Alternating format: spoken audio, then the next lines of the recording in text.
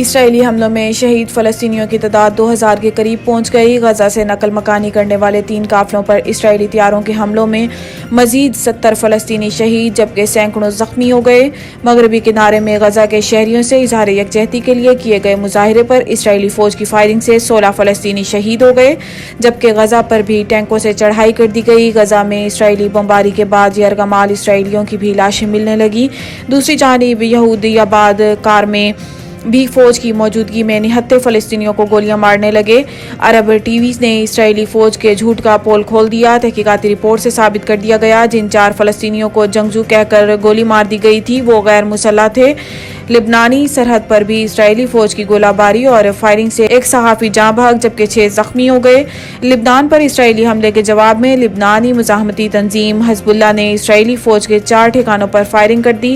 Hamas کے حملوں میں 1300 اسرائیلی ہلاک ہو چکے ہیں۔ سعودیہ نے اسرائیل کے ساتھ تعلقات کی بحالی کے لیے بات چیت معطل کر دی۔ غیر ملکی میڈیا کے مطابق اسرائیل کے فلسطین پر پے در پے حملوں اور غزہ میں ہونے والی تباہی کے بعد سعودی عرب نے اسرائیل کے ساتھ سفارتی تعلقات کی بحالی کے لیے کی جانے والی بات چیت کو معطل کر دیا جس سے امریکہ کو بھی آگاہ کر دیا گیا ہے۔ اس سلسلے میں خبر رساں ادارے رائٹرز اور بلوم نے ذرائع کا حوالہ دیتے ہوئے کہا ہے کہ سعودی عرب بات چیت کا خاتمہ نہیں کر رہا البتہ فلسطین میں جاری لڑائی کے رکنے تک بات چیت کو روکا گیا ہے۔ دوسری جانب سعودی ولی عہد محمد بن سلمان نے فلسطین کے معاملے پر ایرانی صدر سے بھی گفتگو کی تھی۔ واضح رہے کہ اسرائیل اور حماس کے درمیان جاری لڑائی میں اب تک اسرائیلی فضائیہ کی بمباری میں 2000 کے قریب فلسطینی شہید ہو چکے ہیں جن میں سے 500 سے زائد بچوں کی تعداد ہے۔ فلسطین وزارت صحت کے مطابق اسرائیلی بمباری میں زخمیوں کی تعداد 6338 سے تجاوز کر گئی۔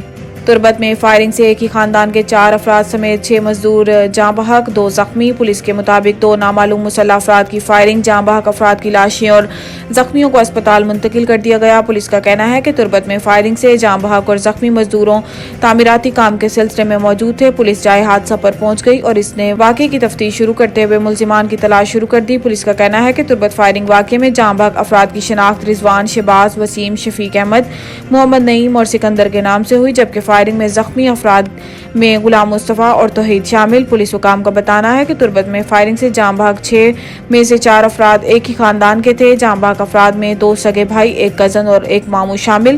نگران وزیر اعلیٰ بلوچستان علی مردان ڈومکی نے تربت میں فائرنگ کے واقعے کی شدید الفاظ میں مذمت کرتے ہوئے متعلقہ حکام سے تحقیقاتی رپورٹ طلب کر لی۔ 4 حاضر سروس فوجی افسران کی خدمات نیب کے سپرد وفاقی حکومت کی جانب سے سول عسکری اور پولیس افسران کے تقرر و تبادلے کیے گئے ہیں جبکہ اسٹیبلشمنٹ ڈی وی این کی جانب سے جاری نوٹیفیکیشن کے مطابق وزیر اعظم کی منظوری سے پاک فوج کے 4 حاضر سروس افسران کی خدمات سیکنڈمنٹ کی بنیاد پر نیب کی سپرد کر دی گئی ہیں۔ نوٹیفیکیشن کے مطابق بریگیڈیئر محمد خالد کو ڈائریکٹر تعینات کر دیا گیا جبکہ lieutenant colonel Nadeem Muzaffar additional director military intelligence corps سے میجر ولید خالد اور major Qais Kamran deputy director NAB مقرر کر دیے گئے ہیں۔